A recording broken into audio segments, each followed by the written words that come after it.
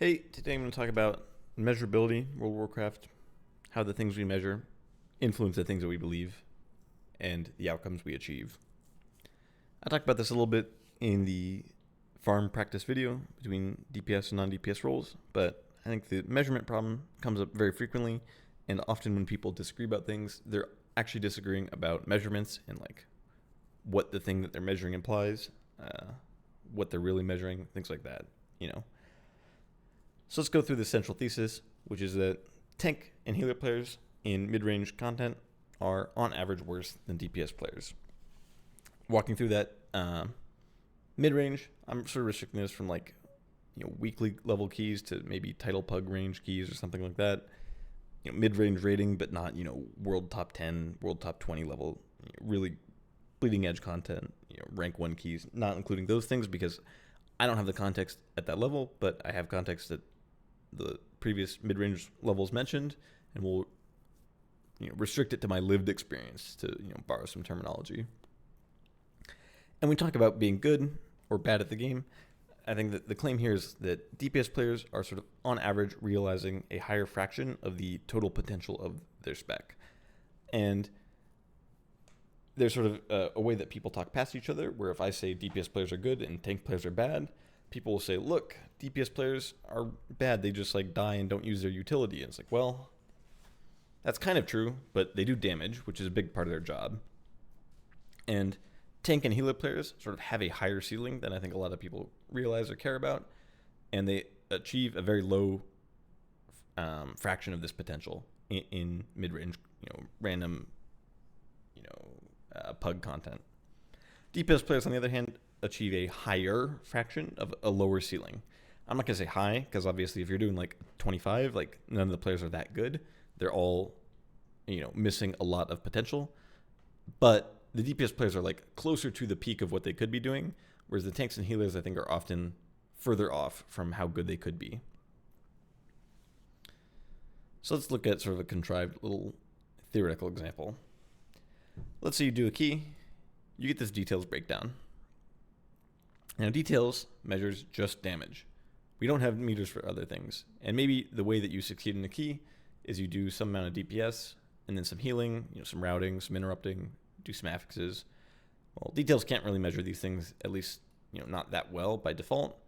And we can argue about the relative importance of all these things. But needless to say, doing a lot of damage is pretty useful in keys.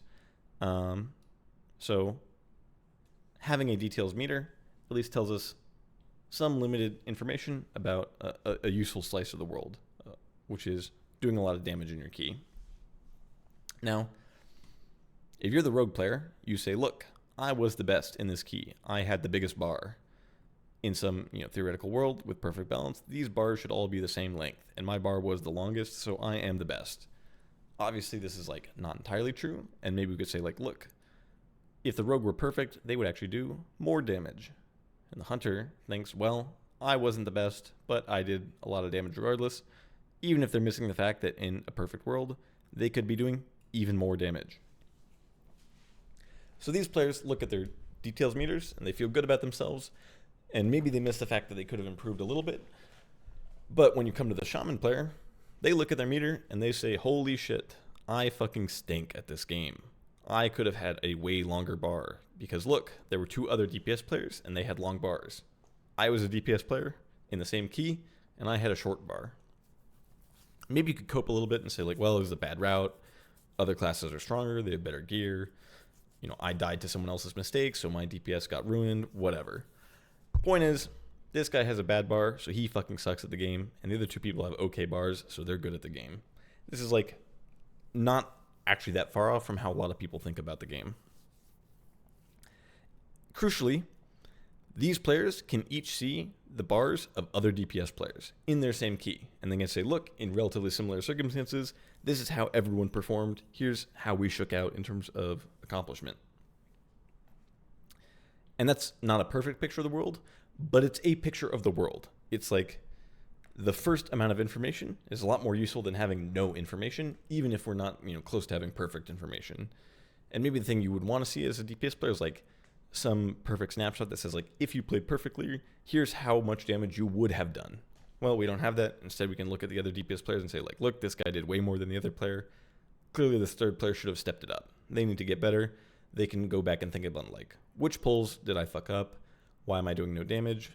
Maybe I'm not going to get invited to as many groups because people hate me. Things like that. But if you're this paladin tank or druid healer, you have a bar and you have no one to compare it to. So even if this paladin has a very small bar and could have done twice as much damage, they don't realize that unless they are very critically reviewing their own gameplay and like actively looking out for ways to improve and see how much damage is possible to do. They just never see that they're missing out on a huge fraction of their throughput. It's just like not information that they could ever observe. Similarly, this healer is doing like 25% of the damage that they could do, and they're never going to notice that unless they like think carefully about their gameplay or look at other resources. They can't do that. But in the same way, like the rogue and the hunter could also look at those resources and get better. And there's no reason to think that, DPS players or healer players are like more inclined to go seek outside external help in improving their gameplay. So to first order, you could say like, look, the DPS players have a point of comparison available to them that the healers and tanks just are not able to ever see. They cannot see how the other people in their key performed in the same role because there are no other people on that same role in their key. But to make matters even worse, DPS throughput is like not actually the primary metric by which healers and tanks should be evaluated. If you're a healer, like you have a healing bar, but your healing bar is like kind of meaningless. Like being able to do twice as much healing is like maybe not even possible if you healed all of the damage taken. So having a longer bar doesn't mean anything. And then there's no one to compare it to. So like what are you supposed to believe? How are you supposed to improve? There's no obvious information that you can use to say like, look, I did a good job or a bad job healing this key. You have a bar that is like kind of meaningless, and then otherwise you have to go digging much deeper. Similarly, if you're a tank, maybe the most important thing for tanking is that you group the mobs up efficiently, you have a good route, and you play predictably in a way that like lets your DPS do the most damage possible. Like there's no fucking details meter for that. That shit is never gonna exist. So if you're a tank, like if you live the key, you might think like, well, I lived the key and nothing terrible happened. I'm gonna go on with my day. You cannot see that like you should have played 3 times better than you actually did on some details meter and have your day ruined by that fact. Whereas if you're the shaman, you can see very obviously like, oh, I need to get way better. I stink at the game compared to these other people. So there's no forcing function for healers or tanks to automatically improve by way of comparison to these local reference points. Obviously, everyone can go look and see like, how can I get better by searching out external data, but that is like asking a lot of people that I just don't think they're going to do. Or at least a lot of people won't do it. Some fraction will. Those people get better over time. And, at the high end, maybe everything converges and tanks and healers are equally as good to DPS players because everyone is like maximizing the amount that they can get out of their spec by looking at outside resources. But in sort of like the mid-range of gameplay, people look at the information that is immediately available to them, and DPS players have more immediate information than tanks and healers do, who are just sort of like in the dark about their own gameplay. In particular, tanks and healers don't even see like what is theoretically possible. Like if you are this shaman player, maybe you have a really bad bar in this key, but you do, 20 keys and you see like, holy shit, I played with some shaman who had the longest fucking bar I've ever seen. And that tells me that it's possible to do this much damage. And now I need to think about like, I have to confront the existence of this player because I went my whole life thinking that it was normal to have a bar this length, and this guy had a bar that was this length. And now I can think like, holy shit, he's doing things way differently than me. It can't just be that he has more gear. Like he is playing totally differently. But if you're a tank, you like tank all your keys, you never see that you could tank totally different routes, or that you could, group up mobs in a totally different way, or like use your cooldowns in a totally different order. You just are like stuck with your observations, which are all of your own gameplay. Same thing if you're a healer. You never see how other healers interact with things unless you go out of your way looking for that information. You just have this like really sort of Plato's cave like view of the world that is not at all reflective of reality. Anyway, this is why DPS players get better over time faster than tanks and healers. It's because they have to invest less effort to get immediate comparisons and receive feedback on their gameplay. Tanks and healers just don't have that information available. Now, you could argue that maybe things like affixes or mechanics make tanks and healers more aware of their utility, and so this ends up closing the gap in their favor. And I think in Dragonflight, this is kind of actually true, because you have things like Afflicted, Incorporeal, and Entangling that have driven players to use the full scope of their kit a bit more. And maybe we could argue this actually goes both ways. Like maybe DPS players are learning that they have dispels that they never used before. Or maybe these affixes just get relegated to the tanks and healers, and so they're driven to use the full scope of their kit and are like seeing more opportunities to use their poison dispel even when it's not an Afflicted week. Or, Paladin tanks are starting to realize that Blessing of Freedom is a button that they have, and after playing on Entangling week, they're now like learning to use Blessing of Freedom in other situations. And then the fact that they're tasked with doing all the mechanics and doing all the affixes means that they get a lot better at using these utility parts of their kit, even if they're worse at throughput.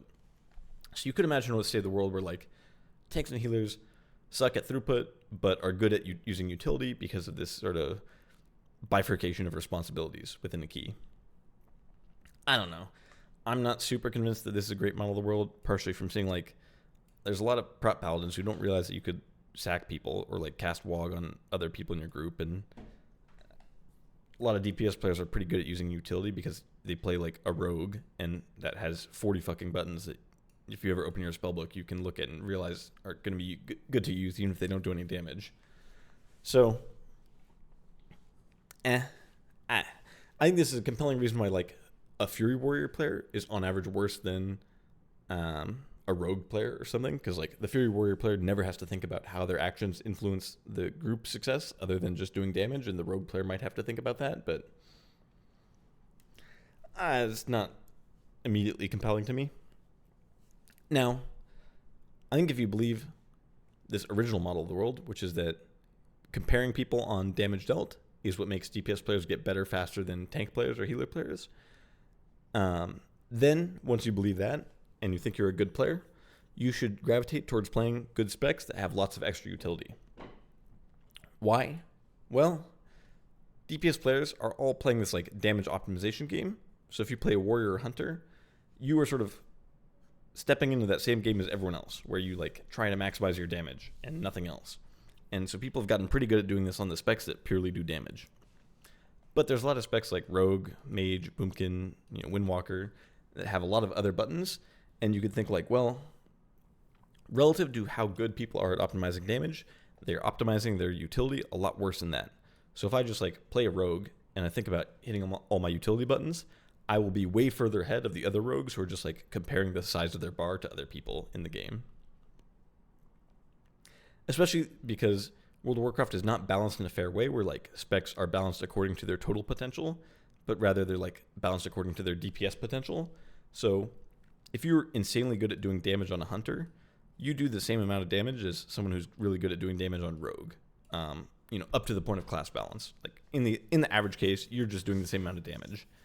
But the rogue has like 20 of their buttons that they get to hit, and the hunter doesn't get to do more damage as a consequence of not having those buttons. So ultimately, two people who are like 95th percentile dam doers will do the same damage on rogue and hunter. It's just that one of them now has like a bunch of extra utility to leverage and should gravitate towards that spec as a result, which I think is sort of what you see. You see like a concentration of good players on rogue and mage, and a lot of mediocre players on like hunter and warrior who are just sort of only playing this like point of comparison DPS game with other people. Now, maybe you're still unconvinced and you think like, hey, I play a healer. I feel like I'm really thinking about my throughput a lot, even though I only do 10k DPS a dungeon. Well, it's good because we have a case study in Dragonflight that has shown how this effect can play out with the release of a brand new spec. Augmentation. Augmentation players are really bad. played medium to high keys, and since its release, you realize like a ton of players are completely hard carried by the fact that the spec is extraordinarily unbalanced, or at least has been in the past. But they actually kind of fucking suck at AUG. Like, bad ebb and might uptime, hitting prescience on random targets, or not thinking about, when to use Breath of Eons with DPS cooldowns, not hitting Zephyr, not hitting Obsidian Scales. They're just carried by the fact that like they have a cheat death and their spec gives everyone a trillion primary stats, so they get to time keys. And you might think like, wait, all these AUG players are really bad. Why are they bad? Well, there's no way to measure the performance of an AUG. You took a player who used to be a DPS player, who could be compared by their bar size, and you took away their bar, you gave their bar to other people, and now no one understands how to measure AUGs, except maybe the AUGs, and it's not clear that even they understand how to measure themselves other than the really good ones. So you have no bar for augmentation that says like you played this well on AUG. No one really knows what the fuck ebb and uptime means, or like when you're hitting it at the right spot, whether you have bad uptime because the tank was pulling in properly or because you just didn't hit the button or like didn't extend it enough. And as a result, AUG players have skated by on the fact that they exist and are really strong, even though they're not improving their gameplay at all. Like, people have sort of plateaued at a performance level on AUG, at least in mid-range gameplay, because they're not able to compare their performance against other augmentations or other DPS players as easily. Obviously, again, this is a thing at the high end where like really, really good AUGs are min-maxing the shit out of the spec and are like doing disgustingly powerful things with its utility. But at the mid-range, like if you're just a bar comparer, you no longer have a bar to compare, and you suck at the game as a result. AUG players have then essentially been subjected to the same fate as tanks and healers, where inspecting their own performance is this fucking inscrutable task that has to take in 15 different context clues and a bunch of different information about the key, and they have no like uniform number that they can just compare from key to key like a DPS player does. As a result, they sort of stagnate unless they're really driven to improve their own gameplay, and they end up as bad players, sort of carried to higher key levels than they're maybe competent or able to complete on other specs. I think that's a relatively compelling argument, that AUG has added a third role, or a fourth role to World of Warcraft, and it's a role that cannot be measured very accurately with the game's current tooling, and as a result, we've seen DPS players who used to be good at maximizing their own gameplay just via the like iterative processes of looking at their bars compared to other people's. We've seen those DPS players go to AUG and suck at the game because they are no longer able to do the bar comparison process. It's not like those DPS players were terrible before. They like were made terrible by the obscurity of the game. Because it is this opaque process where it's just not at all clear how AUGs are performing, they're not able to quickly improve based off of simple measures of feedback. So yeah, measuring things is important. It's important to talk about what we're measuring.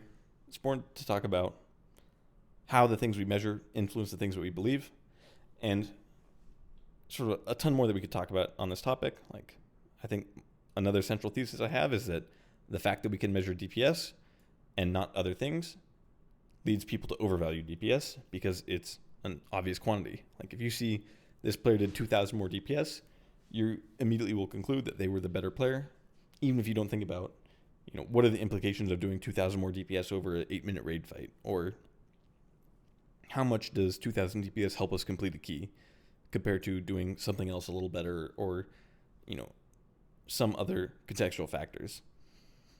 Measurement is a really hard problem. We should think about what we're measuring, why we're measuring it, how that affects our beliefs.